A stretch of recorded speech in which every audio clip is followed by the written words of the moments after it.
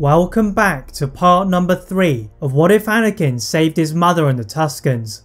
Thank you to those of you who have watched the first 2 parts. If you have not watched those videos or are not subscribed, make sure you do those first before watching this video. The Dark Lord of the Sith stomped out in anger, knowing that without the services of the Count of Sereno, his involvement in the separatist war effort would be increased beyond his intimidating presence. As he found his way back to his office, with the aid of his personal guards, he wondered how Dooku had been so easily defeated by young Skywalker, and how such a skilled duelist had been disfigured so severely before the hologram of his new apprentice appeared in front of him. The Sith Lord ordered Ventress to join the Kaleesh warrior and commander of the separatist droid army General Grievous, in luring the Jedi Knight Anakin Skywalker to their new dreadnought.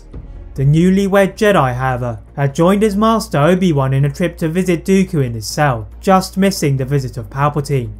The Jedi took pride in seeing Dooku in such a lowly state, but they needed to extract information from him. Obi-Wan had warned Anakin to be subtle, but this was not one of his specialities, as he ordered Dooku to reveal the identity of his master.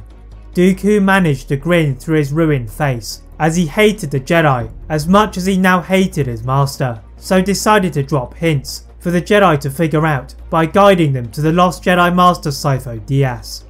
Leaving Dooku to continue to rot in his cell, the confused Jedi walked back to the Jedi Temple's missions room and discovered that Plo Koon had been the victim of Sidious's plans to lure Anakin.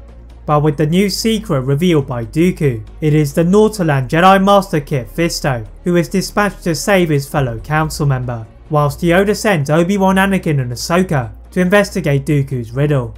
With his time spent in the Jedi archives and his investigation on Geonosis, Obi-Wan decides they should go straight to the home of the previous head of the Senate, in Finis Valorum. The former Supreme Chancellor reveals that he had dispatched the Jedi Master on a secret mission to deal with the Pike Syndicate, but the Jedi had diverted him to Felucia. The Jedi board their trusty Twilight and approach the mountainous terrain, until Ahsoka finds something on their scanners from the desert moon orbiting Obadiah.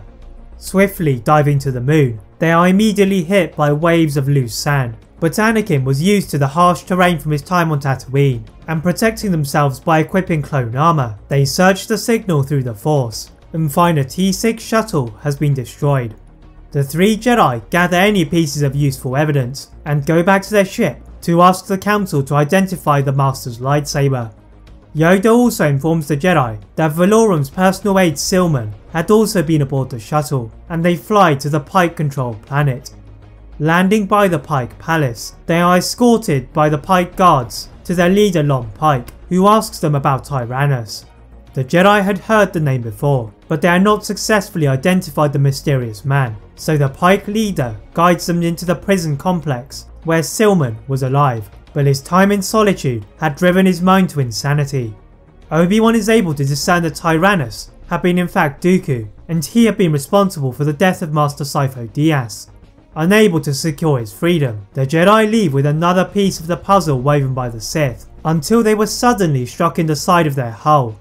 From nowhere, their scanners had picked up an entire fleet, led by Asajj Ventress, whom Sidious had diverted from the Abrigado system to destroy this leak in information.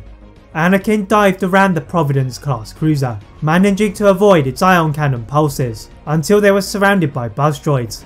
The Jedi force push the pesky droids out of the window, but they arrive in swarms, overwhelming those inside and disabling the ship's hyperdrive and its propulsion system, sending them to the planet below. Nosediving through the clouds, they manage to wrestle control of the ship with the force pull, finally landing amidst a collection of dense foliage. Obi-Wan quickly identifies that they were on the planet of Felucia, which the Republic had known that the Separatists had been roaming over with their droid army, and the Jedi were soon surrounded. The Jedi ignited their lightsabers, standing in a circle of defense, with death or capture seeming to be an inevitability, until they saw a Republic gunship overhead. From the skies, Yoda and a small group of clones had arrived to save the Jedi, and whilst the clones laid down covering fire, the 3 Jedi take their chance to escape. The Republic forces then carved a path through to Coruscant, and the last Jedi had something with which they could unlock the secrets of the Sith. That is it for part 3 of What If Anakin Saved His Mother and the Tuskens. If you'd like to see a part 4 soon, Please like this video, turn on that notification bell, click that subscribe button on this channel, as well as on my other channel What If Films. And as always, leave a comment about what if you'd all like to see next, and how I can improve my videos. Thank you all very much for watching, and see you next time.